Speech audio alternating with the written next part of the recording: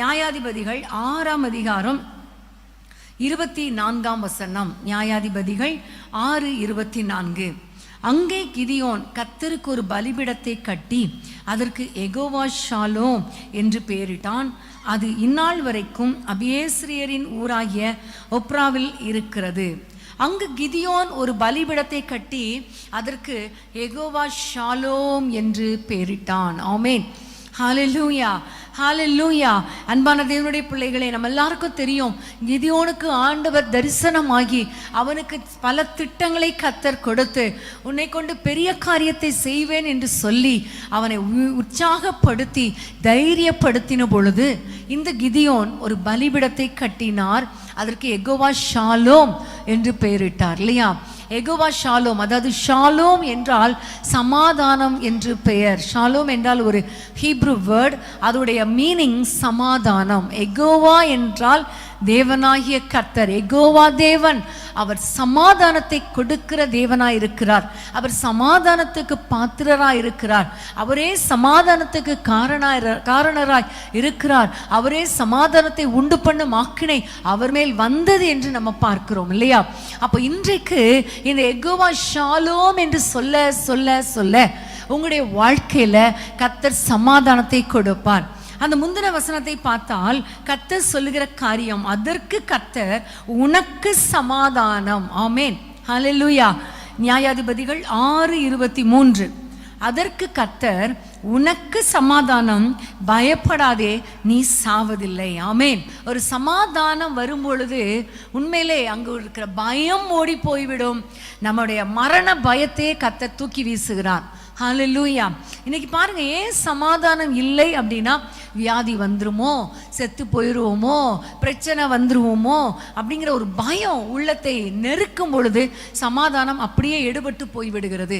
ஆனால் ஆண்டவர் சொல்லுகிறார், நான் உங்களுக்கு சமாதானத்தை கொடுக்கிற யெகோவாவா இருக்கிறேன். ஹல்லேலூயா. இன்னைக்கு ஆண்டவரை பார்த்து ஜெபிக்க போறோம். உங்களுடைய குடும்பத்தில் எவ்வளோ போராட்டங்கள், சமாதான குறைவுகள், கணவன் மனைவிக்கிடையே, பெற்றோர் பிள்ளைகளுக்கிடையே எவ்வளவு குறைவுகள், சமாதான குறைவுகள், இன்னைக்கு ஆண்டவரை பார்த்து கேட்க போறோம். யெகோவா ஷாலோமே, உம்மை நோக்கி நாங்கள் பார்க்கிறோம், எங்களுக்கு சமாதானத்தை தாங்க என்று சொல்லி அவரை நோக்கி கூப்பிடுவோமா? ஆண்டவர் பயத்தை எடுத்து போடுவார். மரண கட்டுகளில் இருந்து விடுதலையை கொடுத்து நமக்கு சமாதானத்தை கொடுக்கிற யெகோவா ஷாலோம் இன்னைக்கு நம் நடுவிலே உலாவி கொண்டிருக்கிறார். நம்முடைய குடும்பங்களிலே உலாவி கொண்டிருக்கிறார். எல்லாரும் ஆண்டவரை நோக்கி கரங்களை உயர்த்தி யெகோவா ஷாலோம் என்று சொல்லி அவரை நோக்கி கூப்பிட்டு ஜெபிப்போமா? அன்பின் ஆண்டவரே, உம்மை நோக்கி நாங்கள் பார்க்கிறோம் அப்பா. நீர் யெகோவா ஷாலோம், எங்கள் குடும்பத்துக்குள்ளே சமாதானத்தை தாரும் ஆண்டவரே. எந்தெந்த காரியங்களில் நாங்கள் சமாதானம் இல்லாமல் இருக்கிறோமோ அந்த காரியங்களில் சமாதானத்தை தாங்கப்பா. எந்தெந்த காரியங்களில் பயத்தோடு இருக்கிறோமோ அந்த பயத்தை நீக்குங்கப்பா. மரண பயங்கள் மாறட்டும், கஷ்டங்கள் மாறட்டும், வேதனைகள் மாறட்டும், குழப்பங்கள் மாறட்டும், சமாதானம் உண்டாவதாக நாங்கள் ஜெபிக்கிறோம் அப்பா. வாக்குவாதங்கள், சண்டைகள், பிரிவினைகள் எல்லாம் வேண்டாம் கர்த்தாவே. கோர்ட்டு கேஸ்கள் வேண்டாம் அப்பா. சமாதானத்தால் நிரப்பும் அப்பா. உம்மை நோக்கி நாங்கள் பார்க்கிறோம். Jehovah Shalom, Jehovah Shalom, Jehovah Shalom, எங்களுக்கு சமாதானத்தை கொடுப்பீராக. ஒவ்வொரு குடும்பங்களையும் ஆசீர்வதியும் இயேசுவின் நாமத்தில் பிதாவே. ஆமென், ஆமென். யெகோவா ஷாலோம், சமாதானம் தருகிறீர். யெகோவா ஷாலோம், சமாதானம் தருகிறீர். ஸ்தோத்திரமே அப்பா, ஸ்தோத்திரமே, ஸ்தோத்திரமே அப்பா, ஸ்தோத்திரமே. நாமம் என் புகழிடமே, கர்த்தரோடு துதித்திடுவே. நாமம் என் புகழிடமே, கர்த்தரோடு துதித்திடுவே. யெகோவா ஷாலோம், சமாதானம் தருகிறீர்.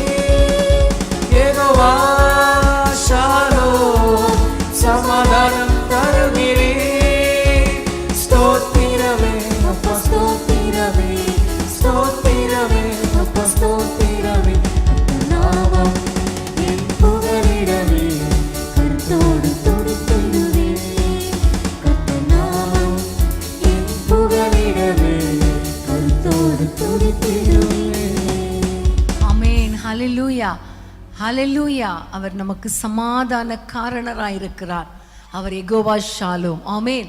இன்னொரு அடுத்த வசனத்தை நம்ம வாசிக்க போகிறோம். எசேக்கியேல் தீர்க்கதரிசியின் புத்தகம் 48ஆம் அதிகாரம் 35ஆம் வசனம். எசேக்கியேல் 48:35. சுற்றிலும் அதன் அளவு 18,000 கோலாகும்.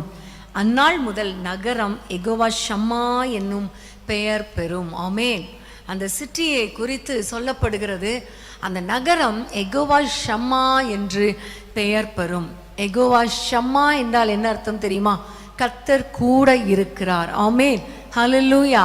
கர்த்தர் கூட இருக்கிறார், கர்த்தர் சுற்றிலும் இருக்கிறார் என்று பெயர். இங்க பார்க்கிறோம், ஒவ்வொரு கோத்திரங்களுக்கும் எல்லா இடங்களையும் அளந்து கொடுக்கும் பொழுது அந்த நகரத்தை சுற்றிலும் ஆண்டவர் சொல்லுகிறார், நான் கூட இருப்பேன், நான் அதன் நடுவில் இருப்பேன், அதை சுற்றிலும் இருப்பேன் என்று சொல்லி அதற்கு யெகோவா ஷம்மா என்று பெயரிட்டார்கள் என்று பார்க்கிறோம். நிறைய வீடுகளில் நான் பார்த்துருக்கிறேன், யெகோவா ஷம்மா அப்படின்னு பெயர் வைத்திருப்பாங்க. காரணம், அந்த வீட்டில் கர்த்தர் இருக்கிறார் என்று அர்த்தம். ஆமென்.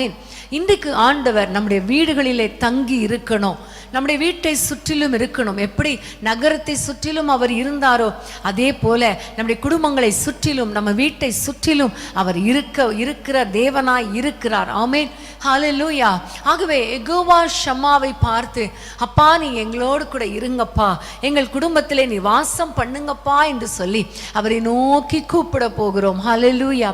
சகரியாவில் ஒரு வசனம் உண்டு, நான் அதை சுற்றிலும் அக்கினி மதிலாய் இருந்து அதன் நடுவில் நான் வாசமாய் இருப்பேன் என்று கர்த்தர் சொல்லுகிறார். ஆமென், ஹல்லேலூயா. ஆண்டவர் நம்ம வீட்டை சுற்றிலும் அக்கினி மதிலாய் இருப்பார், நம்முடைய குடும்பத்தை சுற்றிலும் பாதுகாப்பாய் இருப்பார், நம்முடைய நகரத்தை சுற்றிலும் அவர் பாதுகாப்பாய் இருக்கிற தேவனாய் இருக்கிறார்.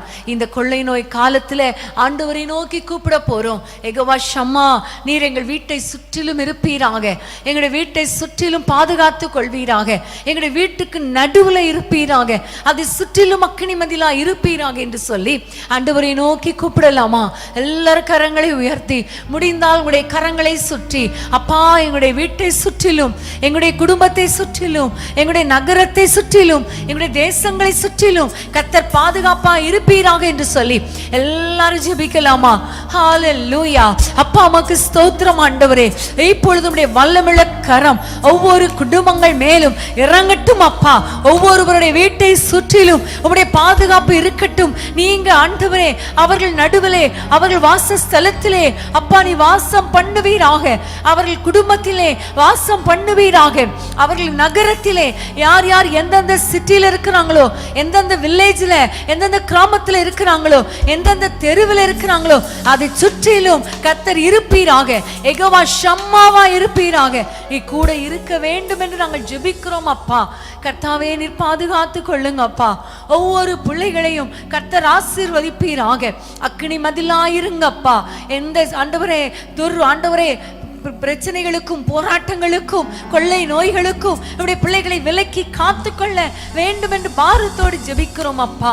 உம்முடைய கையில் ஒப்பு கொடுக்கிறோம். உம்முடைய பிள்ளைகள் எங்க போனாலும் அவர்களை சுற்றிலும் இருப்பீராக. அவர்கள் படுத்தாலும் எழுந்தாலும் நடந்தாலும் உம்முடைய பிள்ளைகளை சுற்றிலும் கர்த்தர் இரத்த கோட்டைக்குள் வைத்து அக்கினி மதிலாயிருந்து பாதுகாத்துக் கொள்வீராக. அப்பா உமக்கு ஸ்தோத்திரம். வாதேவர்கள் கூடாரத்தை அணுக கூடாது ராஜா. ஆண்டவரே ஒருவேளை யாராவது கொள்ளை நோயினால பாதிக்கப்பட்டிருந்தால், இப்ப ஹாஸ்பிட்டல்ல இருந்தா அந்த ஹாஸ்பிட்டலை சுற்றிலும் படுக்கை சுற்றிலும் யெகோவா ஷம்மா கூட இருப்பீராக நாங்கள் ஜெபிக்கிறோம். சுகத்தையும் ஆரோக்கியத்தையும் கட்டளையிடுவீராக. நன்மையும் கிருபையும் தொடருவதாக. இயேசுவின் நாமத்தில் ஜெபிக்கிறோம் பிதாவே. ஆமென், ஆமென். யெகோவா ஷம்மா கூடவே இருக்கிறீர். யெகோவா ஷம்மா கூடவே இருக்கிறீர். கலங்கலப்பா நாம கலங்கலப்பா, கலங்கலப்பா நாம கலங்கலப்பா. நாமம் என் புகலிடமே, கருத்தோடு துதித்திடுவே. கத்து நாமம் என் புகலிடமே, கருத்தோடு துதித்திடுவே. கத்து நாமம் என் புகலிடமே, கருத்தோடு துதித்திடுவே. ஆமென், ஹல்லேலூயா. கர்த்தருக்கு ஸ்தோத்திரம். கர்த்தருடைய நாமம் பலத்த துருகம். நீதிமான் அதற்குள் ஓடி சுகமாயிருப்பான். ஆமேன். காரணம் இல்லாமல் அந்த வசனம் வேத புத்தகத்தில் எழுதப்பட்டிருக்கவில்லை. ஆமேன். கர்த்தருடைய நாமம், அவருடைய பெயரே ஒரு கிரேட் டவர். ஆமேன். ஒரு பெரிய டவர். ஹல்லேலூயா. அதற்குள்ள நம்ம ஒரு டவர் இருந்துச்சுன்னா, ஒரு கோபுரம் இருந்துச்சுன்னா, அதுக்குள்ள ஓடி போயிட்டா கண்டிப்பா அங்க பாதுகாப்பா இருக்க முடியும் இல்லையா? அதே போலதான் கர்த்தருடைய நாமத்தை சொல்ல சொல்ல சொல்ல அந்த நாமத்தில் இருக்கிற ஆசீர்வாதங்கள் உங்கள் குடும்பங்களுக்குள்ளே இறங்கி வரும் என்பதில் ஒரு சந்தேகமும் கிடையாது. ஆமேன். ஹல்லேலூயா. இப்போ நம்ம வாசிக்க போற அடுத்த வசனம் ஆதியாகமம் 16ஆம் அதிகாரம் 16, 13, 14ஆம் வசனத்தை நான் வாசிக்கிறேன். ஆதியாகமம் 16, 13, 14ஆம் வசனங்கள். அப்பொழுது அவள், என்னை காண்பவரை நானும் இவ்விடத்தில் கண்டேன் அல்லவா என்று சொல்லி தன்னோட பேசின கர்த்தருக்கு நீர் என்னை காண்கிற தேவன் என்று பெயரிட்டாள். அடுத்த வசனம். ஆகையால் அந்த துறவு பெயர் லகாய் ரோயி எண்ணப்பட்டது. ஹல்லேலூயா. ஹல்லேலூயா. இந்த இடத்துக்கு பெயர் பீர் லகாய் ரோயி அல்லது பெயர் லகாய் ரோயி. ஆமேன். நம்ம எப்பவுமே இந்த பைபிள் அப்படி படிக்கும்போது எப்படி படிச்சிட்டோம்னா, அந்த துறவுடைய பெயர் லகாய் ரோயி அப்படி படிச்சிட்டோம். ஆனால் அப்படி இல்லை. அதோடைய அந்த துறவு பெயர் லகாய் ரோயி எண்ணப்பட்டது. ஆமேன். அப்படின்னா என்ன அர்த்தம்? கர்த்தர் என்னை காண்கிற தேவன். ஆமேன். ஹல்லேலூயா. அப்ப ஆண்டவர் நம்மை பார்க்கிற தேவன். ஆண்டவருடைய நாமம் என்ன தெரியுமா? பெயர் லகாய் ரோயி. ஹல்லேலூயா. அவர் என்னை காண்கிற தேவன். அவர் பார்க்கிறவர். உங்களுடைய எல்லா பிரச்சனைகளை பார்க்கிறவர். இப்பொழுது நம்ம ஒருவேளை உலகத்தின் பல பகுதிகளில் இருந்து, நம்ம ஆங்காங்கே வீடுகளில் இருந்து அவரை நோக்கி பார்த்து கொண்டிருந்தாலும் கர்த்தருடைய கண்கள் பூமி எங்கும் சுற்றி உலாவி கொண்டிருக்கிறது அல்லவா? எங்களை பார்க்கிற இதே நேரத்தில் உங்கள் ஒவ்வொருவரையும் அவருடைய கண்கள் பார்க்கிறது. ஆமேன். ஒருவேளை நீங்க இந்தியாவில் இருக்கலாம், ஒவ்வொரு ஸ்டேட்ல இருக்கலாம், ஒவ்வொரு மாவட்டத்தில் இருக்கலாம், அல்லது நீங்க வேறு மாநிலங்கள்ல இருக்கலாம், வேறு தேசத்துல இருக்கலாம்.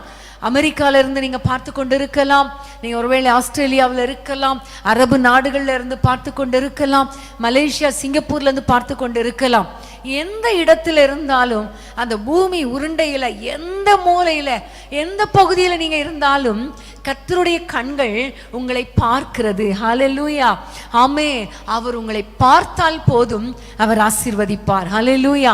இங்க ஆகார் சொல்லுகிறாள், என்னை எவ்வளோ கஷ்டப்பட்டு நான் ஓடி வந்தேன், ஆனா உம்முடைய கண்கள் இந்த வனாந்திரத்துல கூட என்னை பார்க்கிறதே, அதற்காக நன்றி என்று சொன்னது போல இன்னைக்கு நம்ம சொல்ல போறோம்ப்பா, நீங்க எங்களை நடத்துகிற பாதைகளுக்காக உமக்கு ஸ்தோத்திரம். அது ஒருவேளை வனாந்திரமாய் இருந்தாலும் அந்த வனாந்திரத்தில் உம்முடைய கண்கள் எங்களை பார்க்கிறதப்பா, உமக்கு ஸ்தோத்திரம். இன்னைக்கு ஒரு அம்மா பெங்களூர்ல இருந்து ஃபோன் பண்ணாங்க. அப்ப அவங்க சொன்னாங்க, எங்க குடும்பத்துல நிறைய பேர் 4-5 பேருக்கு எல்லாருக்கும் கொரோனா வந்துருச்சு. கொரோனா வந்து கர்த்தருடைய கிருபையினால ஹாஸ்பிட்டல் போகாமலே வீட்டிலேயே குவாரண்டைன் பண்ணப்பட்டு எல்லாரும் வெளியே வருவதற்கு கர்த்தர் கிருபை பாராட்டினார் என்று சொல்லிட்டு சொன்னாங்க. இந்த வனாந்திரத்துல கூட அதை தாண்டி செல்ல கர்த்தர் கிருபை கொடுத்தார். வனாந்திரம் நிரந்தரம் அல்ல என்று அவங்க சொன்னாங்க. உண்மைதான். வனாந்திர பாதையாய் இருந்தாலும் கர்த்தருடைய கண்கள் உங்கள் மேல் இருக்கிறது. இந்த வனாந்திரத்தை கடந்து செல்ல கர்த்தர் கிருபை பாராட்டுவார். ஒருவேளை நீங்கள் உபத்திரவங்கள் வழியாக, பாடுகள் வழியாக இஸ்ரவேல் ஜனங்களைப் போல அன்றைக்கு எகிப்தின் அடிமைத்தனத்தில் இருந்தாலும் ஆண்டவர் சொல்லுகிறார், ஆளோட்டிகளின் நிமித்தம் அவர்கள் படுகிற பாடுகளை நான் பார்க்கிறேன், அவர்களுடைய கூக்குரலை கேட்கிறேன் என்று கர்த்தர் சொல்லுகிறார். ஆகவே இந்த நேரத்தில் ஆண்டவரை பார்த்து, அப்பா என்னுடைய கூக்குரல், என்னுடைய வேதனை, என்னுடைய உபத்திரவத்தை நீ பார்க்கிறீரே, உமக்கு ஸ்தோத்திரம் அப்பா. பார்க்கிறவர் பார்த்துட்டு அப்படியே போயிடுவாரா? இல்ல, பார்த்து விடுதலை கொடுக்கும்படி அவர் இறங்கி வருவார். ஆமென். ஹல்லேலூயா. அன்னைக்கு ஆகாரை நடத்தினார். நீ போ, ஒரு குறிப்பிட்ட நாள் வரும்பொழுது உனக்கு ஒரு குழந்தை பிறக்கும், அவனையும் பலத்த ஜாதியாக்குவேன் என்று நடத்தினார். அன்னாளுடைய வேதனைகளை பார்த்துட்டு அப்படியே போயிட்டாரா? இல்ல, ஒரு சாமுவேலை கொடுத்து தான் முதல் பெயர்சபா வரைக்கும் அந்த சாமுவேல் ஒரு பெரிய தீர்க்கதரிசி என்று சொல்லக்கூடிய கிருபையை கர்த்தர் கொடுத்தார். எகிப்தின் உபத்திரவத்தை பார்த்துட்டு கர்த்தர் அப்படியே போயிட்டாரா? இல்ல, ஒரு மோசேயை எழுப்பினார். அவர் அந்த பிரச்சனைகளை தாண்டி செல்ல கர்த்தர் கிருபை பாராட்டினார். ஆகவே ஆண்டவரை பார்த்தப்பா, நீங்க என்னை பார்த்தா போதும் ஆண்டவரே. ஒருவேளை நீங்க நினைக்கலாம், என்னுடைய கணவர் என்னை கேர் பண்றது இல்ல, அல்லது என்னுடைய பெற்றோர் என்னை கண்டுக்கிறதே இல்லை, அல்லது என்னுடைய பிள்ளைங்க என்னுடைய கண்டுக்கிறதே இல்லை, கவனிக்கிறதே இல்லை நீங்க சொல்லலாம். ஆனா ஒன்றை புரிந்து கொள்ளுங்க, உலக மனிதர்கள் உங்களை கண்டுக்காமல் போனாலும், உலக மனிதர்கள் கண்டும் காணாமல் போனாலும், உங்களை பார்க்கிற தேவன், உங்களை காண்கிற தேவன், உங்களுக்கு அற்புதங்களை செய்கிற தேவன், உங்கள் பெருமூச்சை காண்கிற தேவன், கண்ணீரை காண்கிற தேவன், கண்ணீரை துருத்தியில் வைத்திருக்கிற தேவன் உங்களுக்கு அற்புதம் செய்யாமல் இருப்பாரா? அவர் நிச்சயமாகவே செய்வார். ஆமென், ஹல்லேலூயா. எல்லாரும் கண்களை மூடி அவரை நோக்கி பார்ப்போமா? எங்களை பார்க்கிற எங்கள் தெய்வமே உமக்கு ஸ்தோத்திரம், எங்களை காண்கிற தெய்வமே உமக்கு ஸ்தோத்திரம் என்று சொல்லி அவரை மகிமைப்படுத்துவோமா? ஸ்தோத்திரம் ஆண்டவரே. அப்பா, உமக்கு நன்றி அப்பா. என்னென்ன போராட்டங்கள் வழியாக நாங்கள் போய்கொண்டிருக்கிறோம் என்பது உமக்கு தெரியும் கர்த்தாவே. எந்தெந்த நெருக்கங்கள் வழியாக உம்முடைய பிள்ளைகள் போய்கொண்டிருக்கிறார்கள் என்பதை உம்முடைய கண்கள் கண்டதற்காய் ஸ்தோத்திரம் அப்பா. அப்பா, நீர் கண்டும் காணாதவர் போல் போகிறவர் அல்லப்பா. கண்ணீரை பார்க்கிற தேவன், கண்ணீரை துடைக்கிற தேவன், கண்ணீரை துருத்தியில் வைத்திருக்கிற தேவன், கண்ணீரை கணக்கில் வைத்திருக்கிற தேவன் அல்லவா? உடைய பிள்ளைகளுக்கு மனம் இறங்குவீராக, அற்புதங்களை செய்வீராக. என்னென்ன பிரச்சனைகள், என்னென்ன வியாதிகள், எப்படிப்பட்ட பெரிய வியாதி, என்ன சின்ன வியாதி, எந்த கொள்ளை நோயா இருந்தாலும் இப்பொழுது உடைய வல்லமுள்ள கரம் அவர்களை தொடட்டும் அப்பா. குடும்ப பிரச்சனைகள் மாறட்டும், பொருளாதார பிரச்சனைகள் மாறட்டும். பொருளாதார பிரச்சனையினால இவர்கள் படுகிற கூக்குரலை, பெருமூச்சை கர்த்தர் பார்ப்பீராக.